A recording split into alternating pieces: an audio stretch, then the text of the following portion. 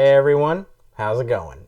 It's been a really long time since I've made anything for this channel, and weirdly enough, I looked at my subscriber count and it's been going up and up. So, thank you for subscribing.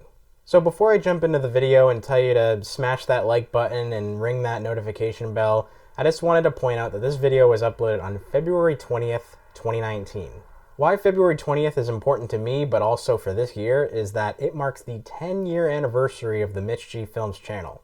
So I started this channel when I was 14, which makes me 24 today. And I also looked back on a lot of my older content, and any creator will say this about their old stuff, but it's really cringy. However, in my opinion, I'm really thankful that I started my YouTube channel and it got me to where I am today as a video and design professional. So I'm really thankful for that. So over the holidays, I got this as a gift, the SQ11 Mini DV Camera.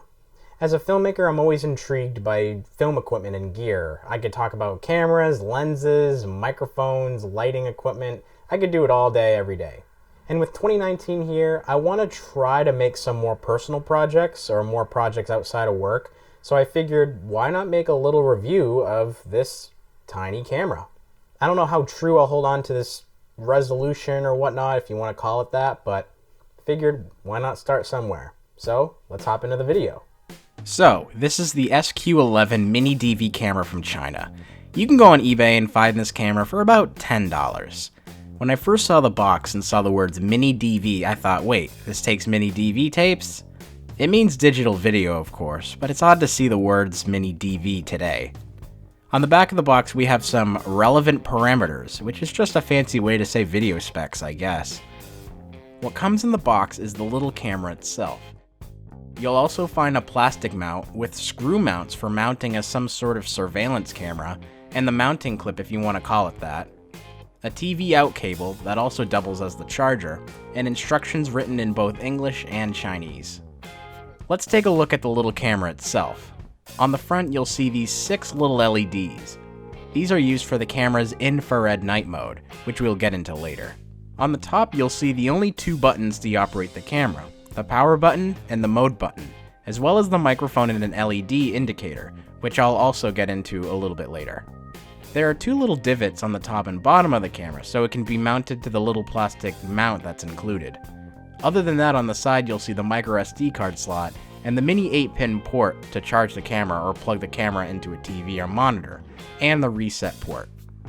So, this thing is extremely tiny, and the form factor of it is really impressive for what it is. For $10, this camera has a few different modes. You can shoot in 720p, you can shoot in 1080p, there's a photo mode which takes 12 megapixel stills, and there is a night mode time-lapse feature, I believe, and an infrared night mode. Okay, so you boot the camera on with the power button. I said you boot the camera on with the power button, there we go, and you're first met with a blue LED. And what the blue LED means is that you are in 720p mode. So let's take a 720p video. You just want to click the power button, it's going to flash, and then weirdly enough, anytime you're shooting video with this camera, the LED indicator shuts off. So it does the exact opposite of a normal camera. A normal camera would just bleep like the red little dot to show that you're recording, but this camera does the opposite. So I guess the LED can't do it all. But we are currently doing a 720p video. Just point it at the light, see what it looks like. This is a messy room. There's some records on my bed because I had to make the set look pretty. And let's turn it around and see what we get. This should look good because it's good lighting, I would think. So that is 720p mode. So if you click the mode button again, it's kind of hard to see, but you'll see like the red and blue LEDs are on, which red and blue together make purple.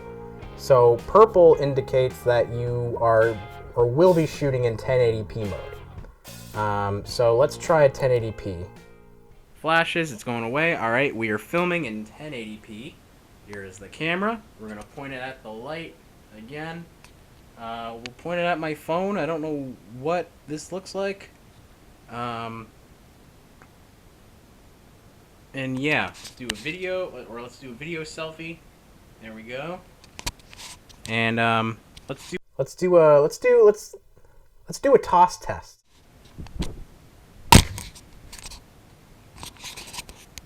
Cool. Also, oh, I have a cool test. Do you guys remember doing this when you were like little with a quarter? there we go. Click it. Now you're done recording in 1080p mode. You click the mode button again, and you will get a red LED, which means that you are in photo mode. And I guess they take 12 megapixel stills. It says so on the front of this camera. But let's take some photos. So again, when you take a photo, the red LED will quickly shut off and then turn back on. Let's take a picture of the light.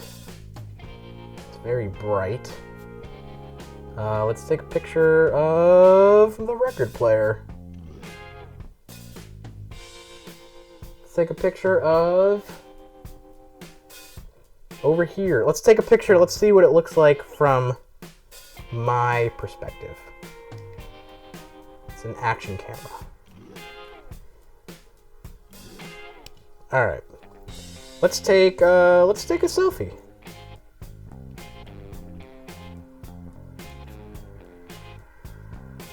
All right. And that's photo mode.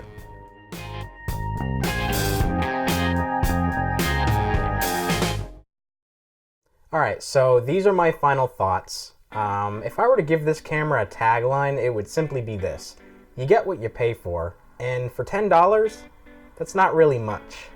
So I'm gonna start with a few cons of this camera. So one, because of the form factor, like you really don't know what you're shooting or what your composition is or anything like that until you throw it on your computer.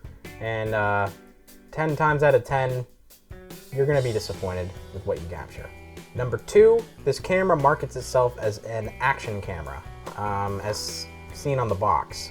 But this camera records at a fixed frame rate of 30 frames per second. It's very, very limited. And most action cameras will shoot 60 frames per second, really nice 60 frames per second, or higher.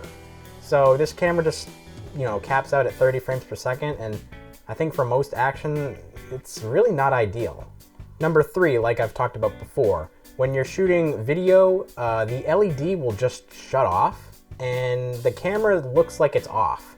Number four, there's no way, as far as I'm concerned, to change the time or the settings or the date and time and all that stuff, or even remove it. So you're stuck with this baked in sort of timestamp time code. If you were to use this camera for surveillance purposes, then it's understandable why you'd want that on. But if you're going to be shooting action sports and doing those epic kickflips, then you're going to have to live with a date and time, and that's most likely wrong, and you can't remove it. So as far as I'm concerned, there's no way to remove it. And lastly, con number five, the footage just is not usable. It's terrible. However, this all leads to my only pro, and that's just how tiny and small it is. The form factor is crazy. It's about the size of a quarter, basically. And with the size, that's where all the charm comes from. It's like, look at this little tiny camera. I'm shooting with this big GH4 and it's all rigged up and heavy, but then you have this little thing and it's just kind of cool. You just whip it out, and I think most people would think it's kind of cool looking off the bat. And lastly, if I were to give this camera a rating out of 5 stars, I'd give it 2 stars. Mainly because of all the features it lacks and doesn't do well, but the form factor and just how small it is just the charm of it. It's cool. So what do you think of the SQ11 Mini DV camera? Let me know in the comments down below. Also, let me know what kinds of videos you guys would want to see in the future, if I do decide to make more. I have no idea when that would be. So that's my review of the SQ11 Mini DV camera. Like, comment, subscribe.